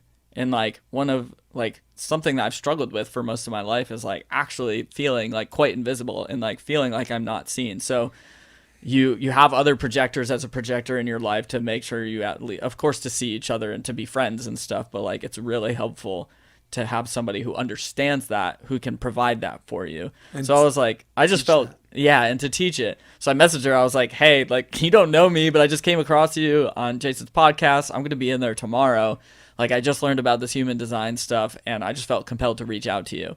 So that's when I connected with her last night to find that we have like so many close mutual friends or people that we've spent a good amount of time with in our lives. She's something, huh? Yeah, it was cool. Like we didn't talk extensively, but I'm hoping to, soon. Well, I'm going on next week. Her and Wendy Jones. I'm actually all this equipment. Yeah. I'm going to their studio and I'm setting up there. Really? Because we're trying to have a multiple person group and Nice. we get together 3 times a year and we talk about Everything. Yeah. Nothing's up. Nothing is actually let's call her. What? Please call Ashley Clark. Okay, let's do it. This is hilarious. I don't think she's gonna pick up though. This is great. This is. I did this with Aaron Wexler. I do this. Hey. La la la la la la la.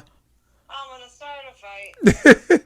Ashley, I'm live on my podcast with Alex Amylon. What's up, Alex? Hi, Ashley. How are you? I'm great. How are you? Fantastic. You came up. Oh. You came up on our live stream, just the conversation about human design, and I've been interrupting this guy all day, so the least I could do is get somebody else to come in and interrupt him. Well, what's new? You're the host of the show. That's your job. Interrupt people. All the time. I feel, I'm not like Piers Morgan, I hope, So, No, human design is great. We just found that common thread and just started to geek out on it last night. cool, man. Yep. Well, anyway, I was just calling to say hi. And next week we're doing Wednesday, but I have to do a tech rehearsal because of all the equipment. You know what I'm saying? So I'm hoping I could come in the day before and just hook up everything and test the equipment. Okay, let's find a time to do that. All right, cool. Later. Bye. Bye, Alex. Bye, Jay. Bye. That is Oh, you hilarious. crazy son of a Jason. So funny. She calls me a super projector, or I forgot what she called me, or what my thing was. I think you're a manifesting generator, maybe. Yeah. Is that what it is? So I got a question as a player. What was the thing fundamentally that transitioned the most seamlessly to you from indoor to the beach? Like, for example, for me as a setter, my hands were clean anyway. They didn't spin anyway, so that was just a fast release. So hands were the easiest thing for me. Yeah. Yeah. For you, was it serve receive? I think so. Just that first hit is universal? Yeah. And it's funny, when I started playing like competitively and taking it seriously, I played left side a ton, and like just as a libero, like always passing basically from your left to your right most of the time. It was pretty seamless. Nice. What about the most difficult thing? The most difficult thing? Is it offense? Was it just offense? It's probably offense. It's definitely offense, I think. Yeah. The sport is hard. The sport is a lot harder than I thought. I thought you were going to say blocking was the easiest thing. Well, yeah, in theory. You're like, I feel like I'm doing nothing up there. Yeah. No, probably offense. I think it's a smaller court, spacing, vision, the way you use your eyes, the way you think about it is a lot different in my opinion. Okay. When you as a coach, now, whatever group set or whatever relation you have to other coaches, you'll see a lot of people post like new studies, I guess, on motor skills or just hand-eye or this or that. Yeah. Are these things something where you kind of go through the study in its entirety, or is it something where like some of your peers refer to it and you know a little bit about? So how much attention do you pay to studies that are not related to the sport of volleyball itself, but might be related to the mental and physical aspect? So I don't. Or how do you vet your studies? Sorry, I don't consume the study itself usually, like me to eyes on it. Right. But what I do try to do is have my eyes on people who are experts at digesting them and also experts in the field that it's referring to. Right. So whether it's like movement, like biomechanics, or just like literal muscle movement, anatomy, things like that, or learning psychology, stuff like that. I try to take in as much from people who I trust as possible. Yeah, trust is the key, I guess, right? Like, I speak on a slew of subjects, and I'm often told by people like, you're not an expert on this, and I'm like, no, but the people you listen to are not experts either, but they're listening and parroting the sentiments of said experts that they trust, right? Because you're not going to have an expert in the room for everything you talk about all the time, right? So like you said, there's a trust factor and deferring to the people that you do trust, right? Yeah. And just because I'm not an expert, does that mean I can't learn about this thing? Of course. I mean, that's like someone saying they'd love to criticize the podcast, but they've never been to the studio, so they can't say anything. It's ridiculous. No, but I'm just saying, I guess what I'm trying to say, there's levels to this, right? Like, if I don't know how to make lasagna, but I know how to make chicken parmesan, I can talk to it at the sauce, preparing the sauce and the breading on a level until I hit my ceiling, and then defer to others. So I really trust coaches that trust themselves. Yeah. I also think we don't give ourselves enough credit to label ourselves experts. You're in the lab every day. Yeah. You're doing drills that you might have got from someone or that you created yourself. You're seeing what works for personalities, whatever. Maybe you keep a journal. I used to keep a journal for a while, but I don't do it anymore. And of course, when it comes to the science and biomechanics or whatever, definitely listen to as many people as you can. But I think people are undervaluing that in some cases, the scientists are us. Yeah. Yeah. So I will say, like, I'm gonna toot my own horn for 1 second. Like, let's do it. I think I'm a really good coach. I think what makes me a really good coach is, like, I do believe I am an expert in learning, or at least in my own learning process and the pursuit of learning. Like, it's something that I don't stop doing. I don't try to stop doing. And I also understand, like, the more I know or the more I learn, the less I actually know. Right. So there's integrity in how I act and my intention with whatever athlete I'm working with. And I am never trying to, like, say, like, I'm never an absolutist, or like, this is the only way, or this is the absolute best way, or like, no, that's for idiots like me. No. But like knowledge, 54. Yeah, go ahead. Knowledge and information are going to change, and like, you have to be okay with that. But, you know, with what you have right now, you do the best that you can, right? 100%. I agree with you, and I think, as far as, like, if you're ever going to be part of a college program, like, you and John Mayer are such a unique fit, as far as your approach and how people receive you and how people whatever. Like, John needs to hire you. That is right after praise. Right after the NCAA's, and only because, and I speak to experience because I got to work with him, and, you know, when I first met him, I played against him in Mexico. Yeah. Indoor versus pros, like an exhibition.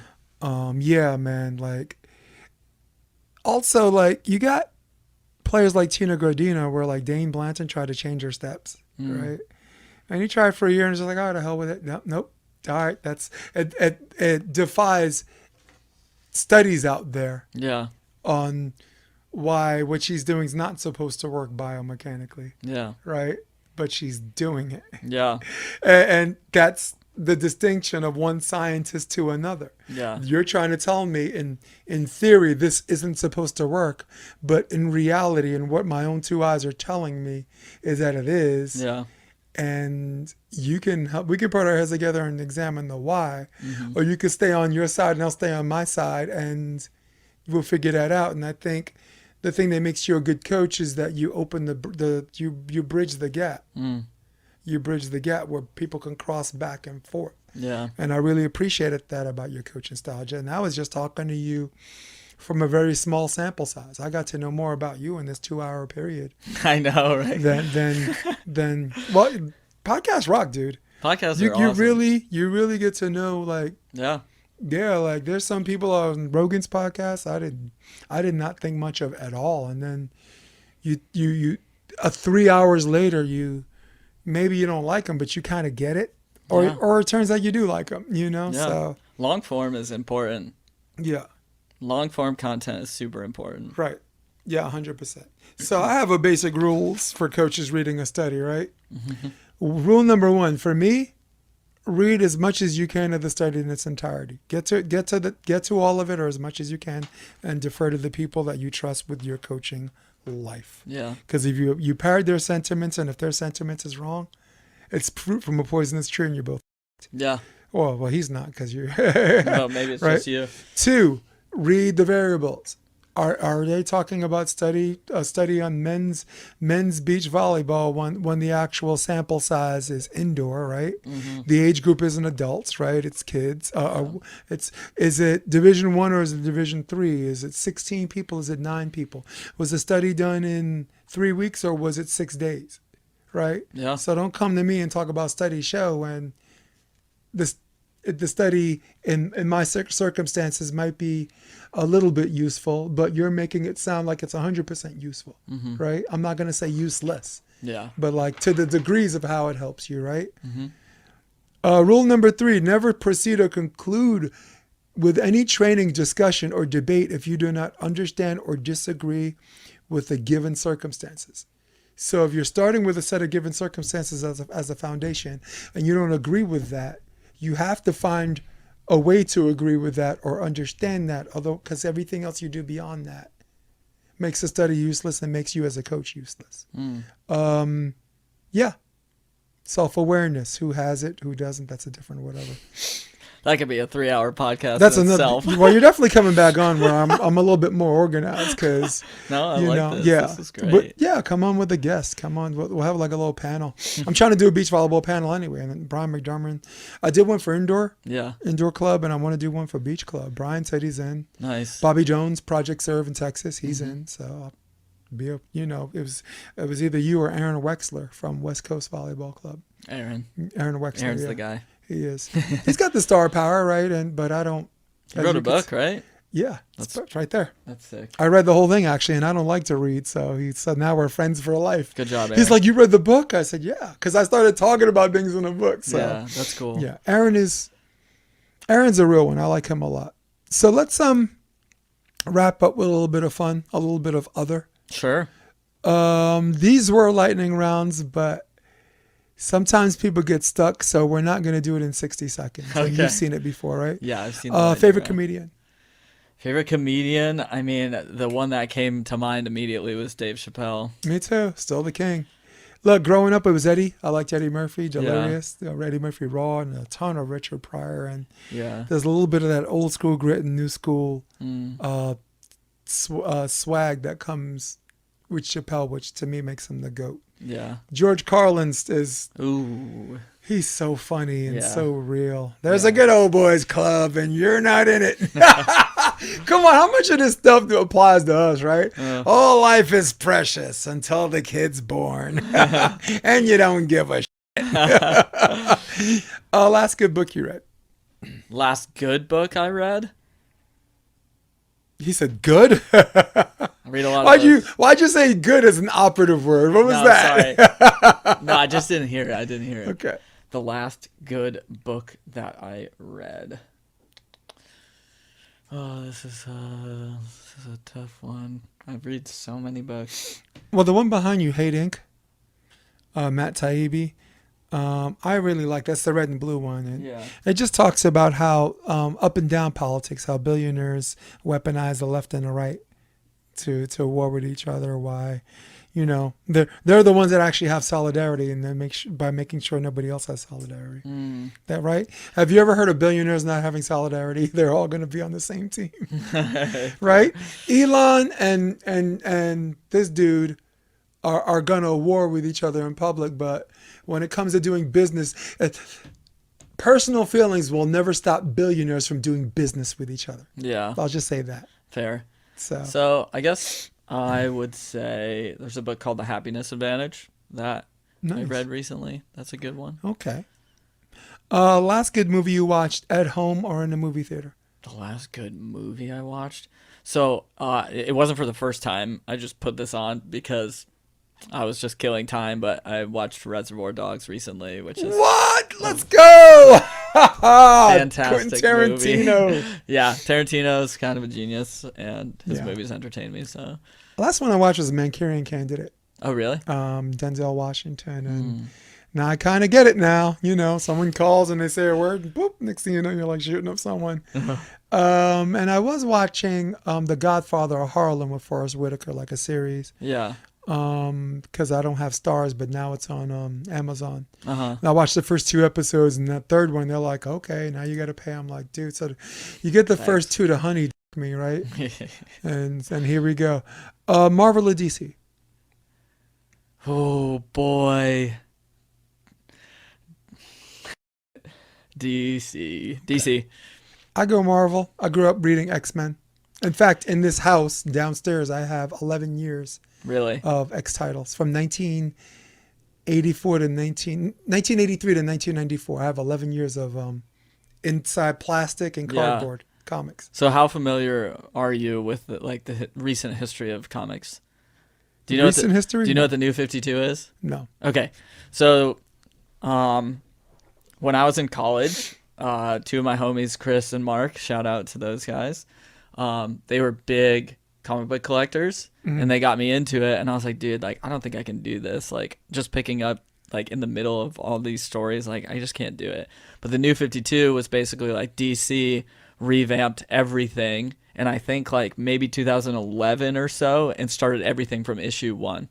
Oh, cool. All of them. So then I started picking up a bunch of DC books because I was influenced by those two guys, and I just love it. Like Batman's my favorite favorite comic book character. You got a little Bale in you. I think Caleb Quakel looks like Christian Bale on steroids. He does. Maybe I can see it. I'm Batman. You know, he's got a little bit of that going. Yeah, Calvin, you should be proud of your boy. So I go Marvel because X-Men I identified with because I was always treated differently because people didn't understand me. Yeah. So mutants, sworn to protect a world who fears and hates them. That has a little bit of that in me. Yeah, that makes sense. I kind of... Sorry. No, but I'm not more Captain America, which is also Marvel, but go ahead. I found myself rejecting a lot of Marvel for a while because I saw what was happening with the movies. Like 2008, obviously Iron Man comes out, so good. Then they have the scene with, I think, Nick Fury after the credits, and it was like, whoa, they're going to do the Avengers. But then all of a sudden, it was like, I had to watch all these movies and pay all this money to know what was going on. Like, no thanks. That's how Marvel gets you. Yeah, they do the same thing with the comic books. Yeah. Like, if you want to read X-Men, like, there were things happening, and maybe Spider-Man that was like, I missed this. Yeah. All this tie-in is like, I know you're just trying to get my money. They're raking you in. Yeah.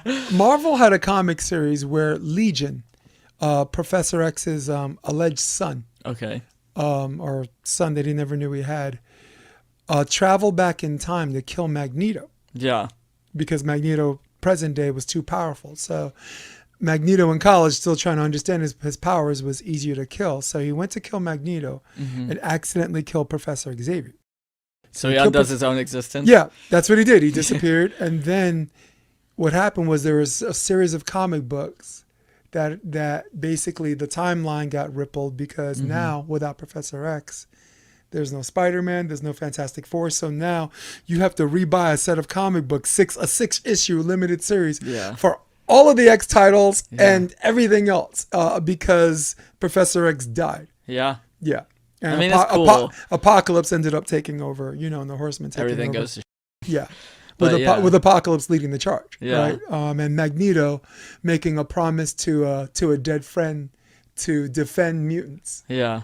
Sworn to protect her. So Wow. Magneto So he became fills the role Professor of- X Yeah. because of his dead friend. So it was wild. It was great. Wolverine was a good guy. Cyclops was a bad guy. Beast was a bad guy. Wow. Angel, had this club called Haven for Apocalypse. So it was just this complete time flip where Marvel made out like a bandit, but it was worth reading. Money well spent. Pooler Beach. Yeah. If I was in New York, I would have never said it, but now I lived here. I know nothing else. That's fair. That's fair. Maybe back in Rhode Island, the answer might be pool. Beach was garbage. Yeah. And the girls look like whales. Yeah, I said it. Lord of the Rings or Harry Potter? Oh. Look, Kyle Friend said Harry Potter. I might say Harry Potter, but like, come on now. Lord of the Rings? I can't choose. You shall not pass. I go Lord of the Rings. That's a good one. Bourbon, vodka, or tequila? Bourbon. I'm a vodka guy. Favorite sport outside of volleyball? Is it hockey? Oh, yeah, 100%. Yeah. Oh, my God. Stanley Cup playoffs happening right now. Let's go. I'm torn. I'm a football guy. I'm a Buffalo Bills fan. I watched it in this room by myself religiously. Do not interrupt. But I like mixed martial arts. I like the UFC. I watch Bellator. I watch LFA. I'm intrigued as a former military guy. Nice. Favorite action film star growing up? Favorite action film star growing up? For me, I go Bruce Willis. Bruce Willis is a good one. I don't know. I'm kind of inclined to say like Jean-Claude Van Damme. Just there like he is. Kickboxers, Bloodsport. Bloodsport was fantastic. So good. No, it's Frank Dukes. Yeah. Oh, I get it. Like, put up your Dukes. Remember that? Oh, man. Forrest Whitaker's in that too. He's like security. Really? Yeah, I think there was a security team that was supposed to follow him because he left the American military to do Bloodsport. So there were two like bodyguards, and Forrest Whitaker was a very young Forrest Whitaker was one of them. Wow. Any favorite conspiracy rabbit holes? I will go JFK assassination. Conspiracy rabbit holes? Yeah. Well, I'll tell you, I was unwell in college over the Illuminati for a long time. So I guess that might be the one. Yeah, you're looking for lizard people, right? You're Yeah. waiting for them to just pull it out and there's a lizard.